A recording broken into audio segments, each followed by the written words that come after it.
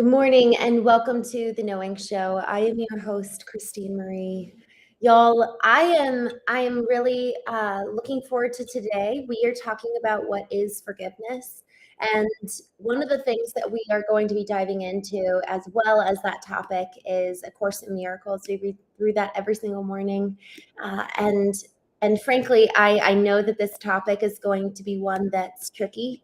So we will extend this conversation as long as we need to. I'm excited to hear from you and have a real conversation back and forth, because forgiveness is one that I think is a lifelong pursuit for so many of us. So to that point, before I jump to the text, Brian, Wayne, I'm so grateful to see you both.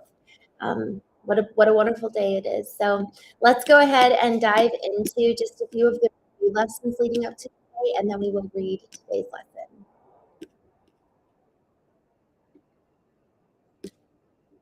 Forgiveness is the key to happiness. Lesson 121. Lesson 122, forgiveness offers everything I want. Lesson 123, I thank God for his gifts to me. Lesson 124, let me remember I am one with God. Lesson 125, in quiet I receive God's word today. Lesson 126, all that I give is given to myself. Lesson 127, there is no love but God's. Lesson 128, the world I see holds nothing I want. And as we're actually in a section, or I guess a period of the text that we are doing a deep dive review. And so today I actually want to review lesson 127 and read through that whole lesson together. But what's interesting is that this review, as we go through every single one of these lessons, it has kind of a hierarchical lesson that's applicable for every single one of these reviews. And this lesson is my mind holds only what I think with God. And so I want to just keep that in mind as we dive into lesson 127, there is no love but God's, because if we, and this is something I really think is so important, and I want to try to communicate this well. If we want to be open and receptive to see the world through the lens of God, if see other people, see experiences, see ourselves the way he sees us, then have we created a space for him within us that is holy and pure and sacred, and a place that he would want to dwell and want to exist. You know, when I think about, I was actually talking with someone the other day about their 11-year-old child, and they were saying how much they want their child to come out of their room and be off devices and come be with a family. And then I asked my friend, I said, well, have you guys created an environment that the 11-year-old would want to enter into? So there's something about asking and hoping and praying and wishing for perhaps the presence of God, the comfort of God, the perspective of God.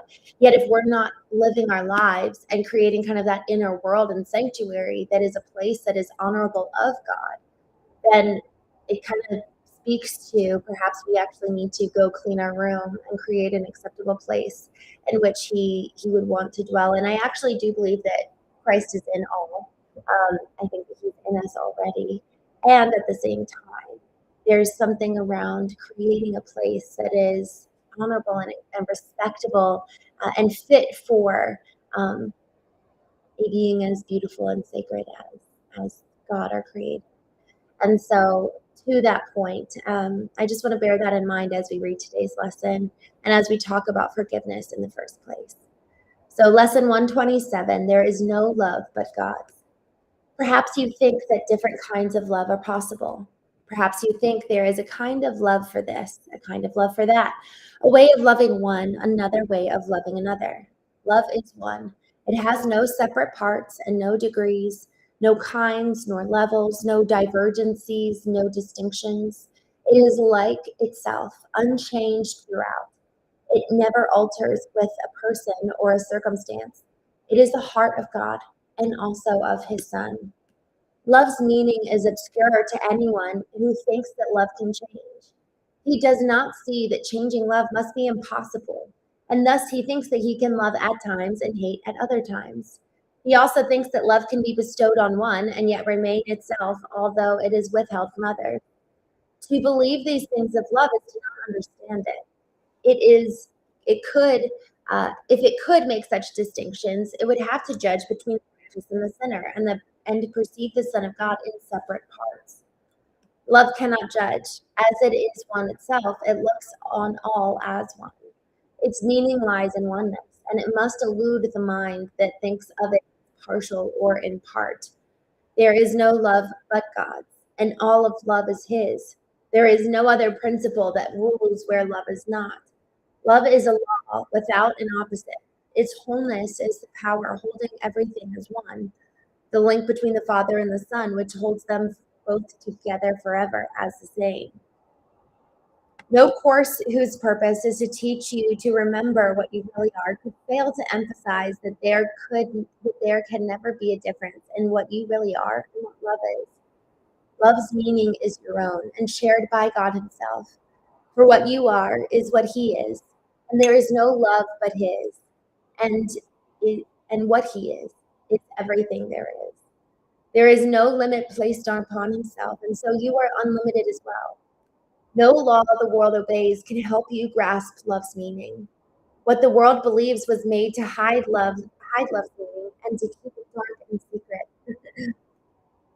There is not one principle the world upholds, but violates the truth of what love is and what you are as well. Seek not within the world to find yourself. Love is not found in darkness and in death, yet it is perfectly apparent to the eyes that see and ears that hear love's voice. Today we practice making free your mind of the laws you think you must obey, of all the limits under which you live, all the changes that you think are part of human destiny.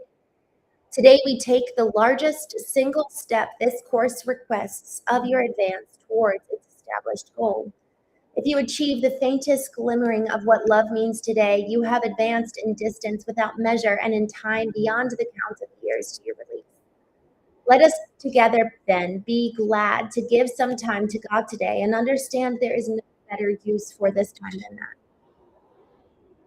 For 15 minutes twice today, escape every law in which you now believe. Open your mind and rest. The world that seems to hold you prisoner can be escaped by anyone who does not hold it dear.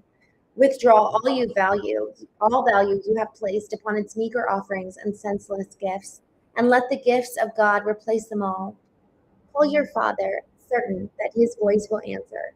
He Himself has promised this, and He Himself will place a spark of truth within your mind wherever you give up a false belief, a dark illusion of your own reality and what love means.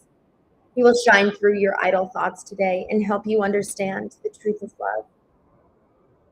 In loving gentleness, He will abide with you as you allow His voice to teach love's meaning to your clean and open mind, and He will bless the lesson with His love. Today, the legion of the future years of waiting for salvation disappears before the timelessness of what you've learned. Let us give thanks today that we have spared a future like the past. Today, we leave the past behind us, never more to be remembered, and we raise our eyes upon a different present, where a future dawns unlike the past in every attribute. The world in infancy is newborn, and we will watch it grow in health and strength to shed its blessing upon all who come to learn to cast aside the world they thought was made in hate to be love's enemy. Now are they all made free along with us.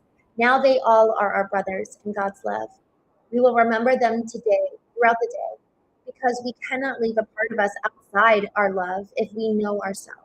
At least 3 times an hour, think of one who made the journey, who makes the journey with you, and who came to learn what you must learn. And as he comes to mind, give him this message from yourself. I bless you, brother. I bless you, brother, with the love of God, with which I share with you. For I would learn the joyous lesson that there is no love but God's, and yours and mine and everyone's. Y'all, I love this. For those of you who are new to the show, we talk about the cultivation of the human intelligence. And the human intelligence, as we discuss it, are the intellectual intelligence, our IQ, emotional intelligence, our EQ, and also our spiritual and physical intelligence. Our spirit is the pathway to God. It's effectively what allows us to know things where we're like, I have no idea, but I just know. It's akin to intuition. And the Latin root of intuition is intuere, and it means to be taught from within. So it's that kind of inner knowing And then we've got our physical intelligence, which is honestly our body keeps the score. That's actually the title of a book by Bessel van der Kolk, who was a lead psychotherapist and really helping people understand complex post-traumatic stress disorder. And he was really, he was so helpful in bringing relief to people who had just been like really, really under attack for years and years and years by their own trauma. And so on the other side of understanding how our physical body retains and stores data, he was really able to kind of like bring liberation. So on the show, I will read A Course in Miracles every single morning. And we go live at 6 a.m. Pacific during the weekdays and 8 a.m. Pacific during the week. Or weekends, I'm sorry. And we also will have afternoon shows during the weekdays. But one of the things that I want to just share with you this morning, or every morning, I don't read the lessons in advance. I want to come on here and just be thoughtful with you and share and discuss along with you and hear your thoughts and hear how you interpret things. And we really explore this together.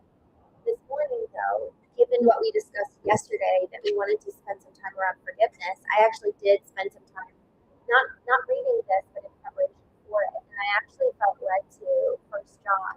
And for those of you who maybe you hold a regard for the biblical narrative just because it's existed for 2 millennia and beyond that in the Old Testament, but I want to just recognize a teaching here, a principle here that is so powerful that I actually prepared and reviewed in relation to today's conversation around forgiveness.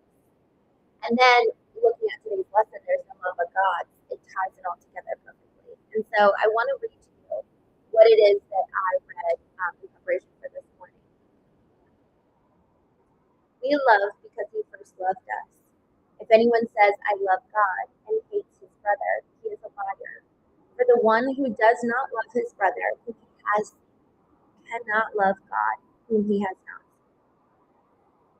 So, us talking about love as it pertains to forgiveness, if we want to be one with God, if we want to be experiencing life as it was and as it can be seen through the lens of God, because there are definitely two different, we've been talking actually in the Course in Miracles a couple weeks ago, a lesson was there are two different worlds. There's basically looking at it through the eternal lens, through God's perspective, and then also one limited by time in this physical world. Both, obviously we're living in this physical world, but it is a much smaller truth compared to the truth of eternity. When you look at this physical landscape on the table of eternity that's endless and timeless and expansive, and it's just a drop in the bucket.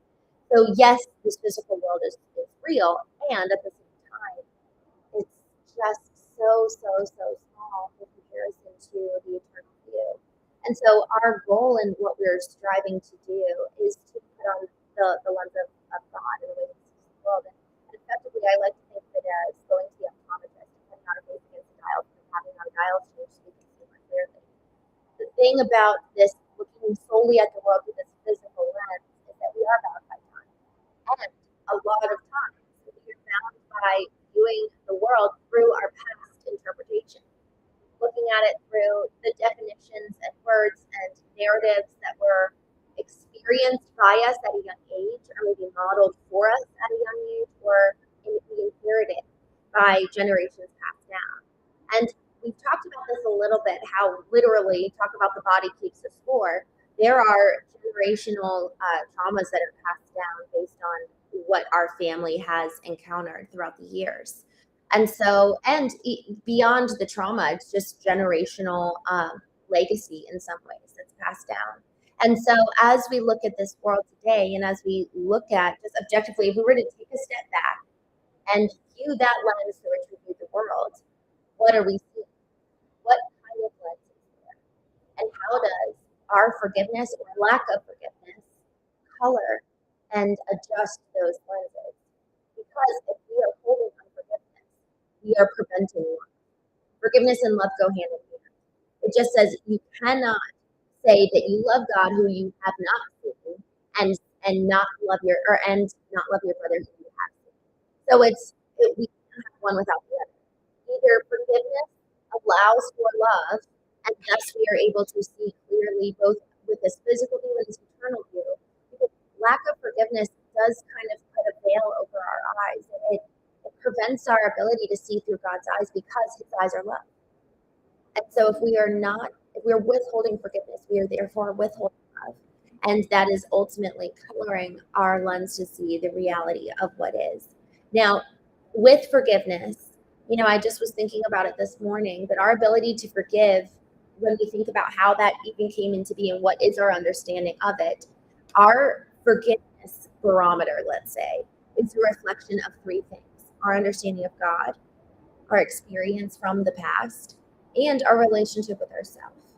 So, as we were just sharing, that if we do not love our brother and we claim to love God, well, we actually can't really do that well.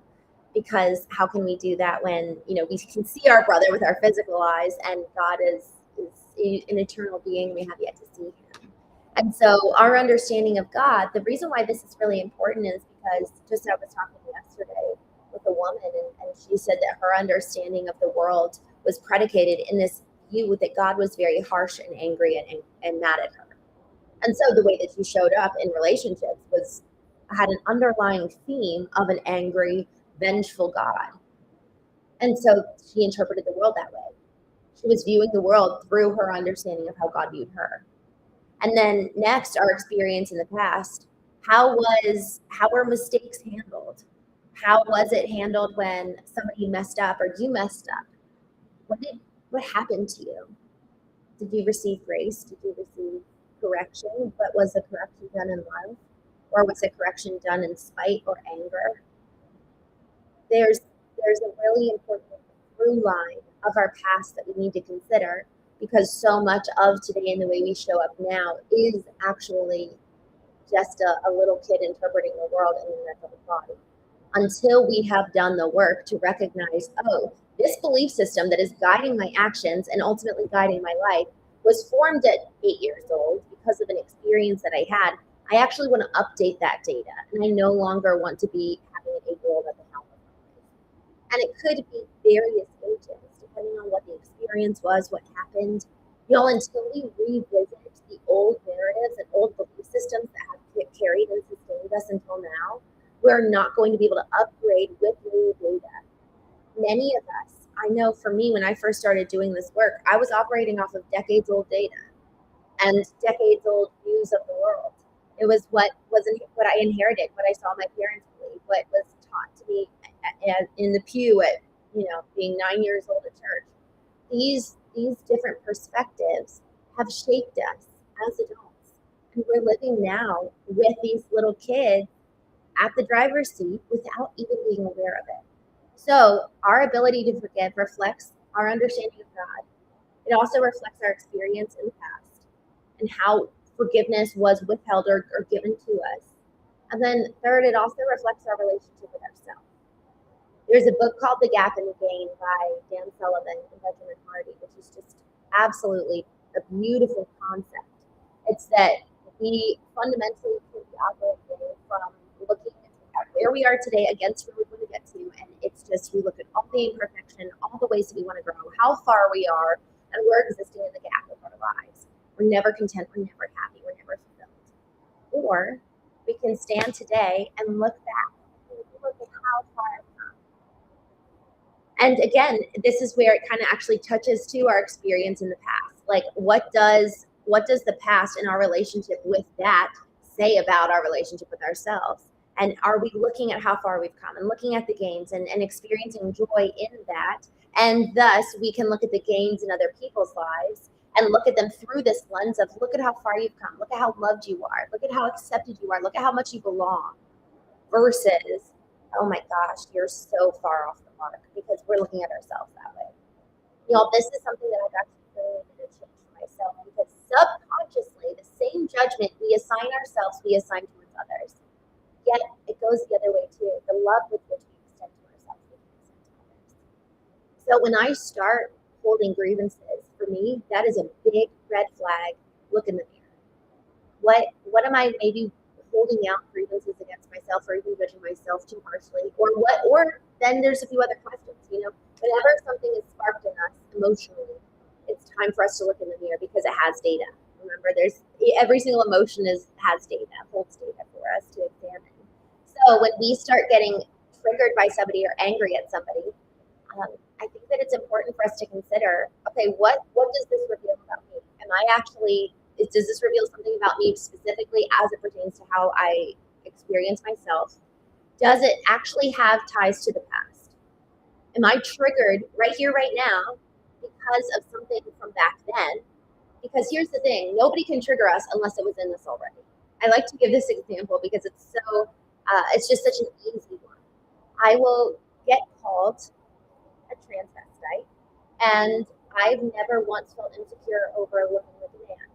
And so when I get called that, it doesn't trigger me. It's kind of like water off the back, like no big deal. No problem.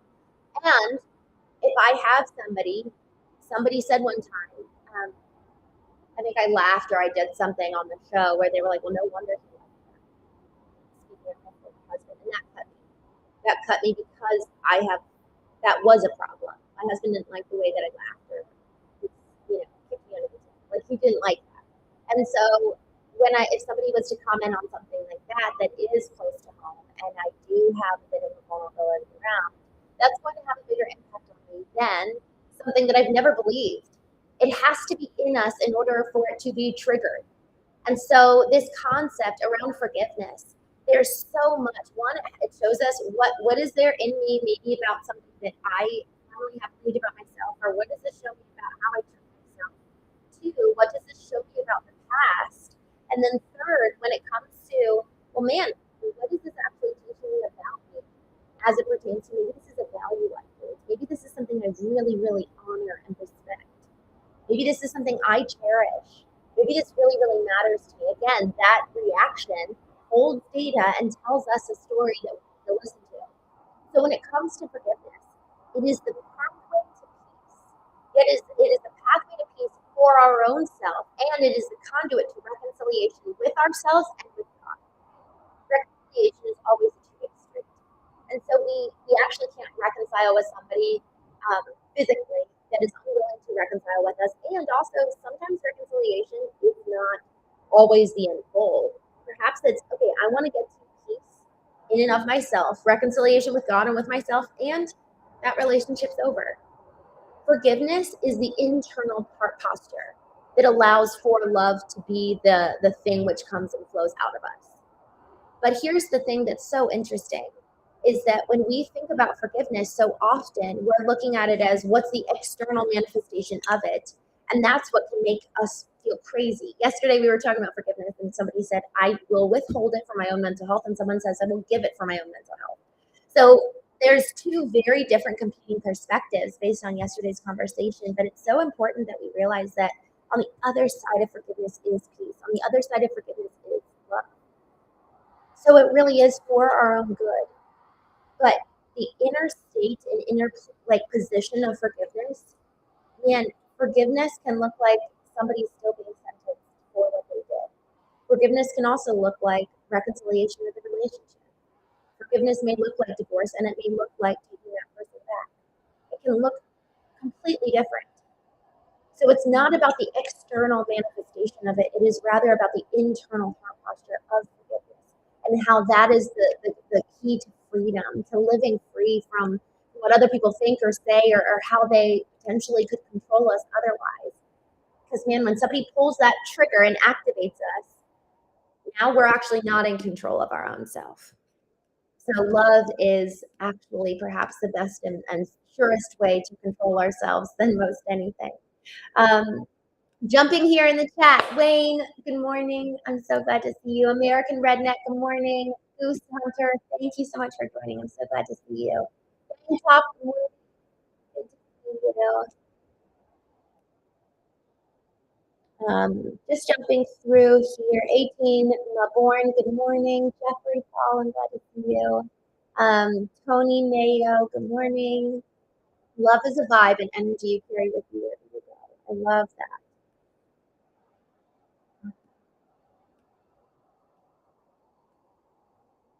Sonic, good morning. Good to see you. Beck Top says I'm funny today. Piran, good morning. Stephen, Hassan, good morning. Darren, Joey Boy, good morning. Donald, I love that. All of my pain and suffering is over. It's time to experience joy and abundance. Wayne, I love. Wow. Let's go. Yoda, good morning. Out there. Phantom, good morning. Nancy, Nottingham, good morning.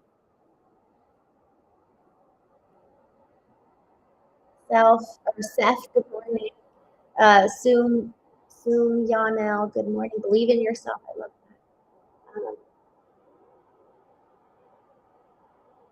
that. Goose Hunter, man, says, and also I'm so sorry, y'all. I do have to, this morning I have a little bit of a tight window for going live. I have to, I'm going actually to visit a church with my friends. So we'll see. Actually, I don't even know. So we'll see how this goes 2 times.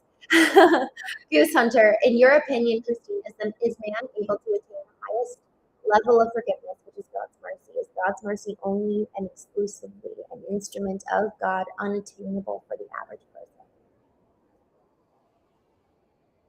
person? Goose Hunter, you always ask the most beautiful questions. I would answer this according to a belief that I hold around the essence of God. I believe that God is inclusive of 3 parts. We talk about ourselves, soul, spirit, and physical self. Each one is very real, yet each one encompasses you and me. And so I believe God is actually very similar, where physical is Jesus and his son, Christ. And then the spirit is actually the Holy Spirit, and then God himself, God the Father. And I believe that through our spirit, we can connect with God's spirit, and therefore we can actually give that kind of mercy. But it is only ever eternal, and it is only ever like a supernatural mercy, because I know that in of my physical self, I cannot do that on my own. From what I've experienced personally, and what I've seen personally too. I've seen people extend mercy in ways that otherwise are humanly impossible. Yet with the connection with God, they're able to extend something that is just absolutely supernatural. So I'd love to hear your thoughts. Vintage, good morning. Kirk, good morning. Sai, good morning. Good to see you. The Mud Skipper, thank you so much. Kirk Squad says, read Philippians 2 through 4. Forgiveness is best understood through empathy in others' suffering. Veritas, good morning. It's so funny that he says there's no good reason to believe God exists. It's so funny. I just walk outside and I'm like, what a beautiful world. That alone to me is it's such a beautiful world. There must be. Donkey, good morning. Communication with God communication is key. Communication with God. That's so beautiful. Joseph, good morning. Fabian, good morning. Glad to see you. I love that Wayne says, yes, update your data. Rob David said, good morning. Good to see you. I love this, Wayne. You have a moral duty and an obligation to update your data for a narrative and a reality that is actually yours. Man, that is so, so, so good. I love that. You have a moral duty and an obligation. Fit TJ, no, this is not pre-recorded. Y'all, I'm so sorry that I have to jump off. I love, good to see you, Joel, Mojo, David. I'm sorry to be jumping off here. Hello, 5T. I'm sorry to jump off and miss you guys. I hope you have a wonderful, wonderful Sunday. Thank you so much for joining. I'll be back on tomorrow morning. We'll probably continue this conversation because this is probably going to take a little while. It's a worthy one. So I will see you all tomorrow, 6 a.m. Pacific, 9 a.m. Eastern, and or actually Memorial Day. Maybe we'll keep it as kind of a holiday weekend time. So we'll do 11 a.m. Eastern tomorrow morning. So I will see you all 11 a.m. Eastern tomorrow. Thank you all so much for joining. David, Anthony, Mojo, out there. Good morning. Thank you so much for joining. Busy's here. Bang Top, Elvis, Fabian, Joseph. Good to see you. Sai, Perk Squad, Brian, and Wayne. Thank you all so much for joining. I will see you all tomorrow at 11 a.m. Have a good day.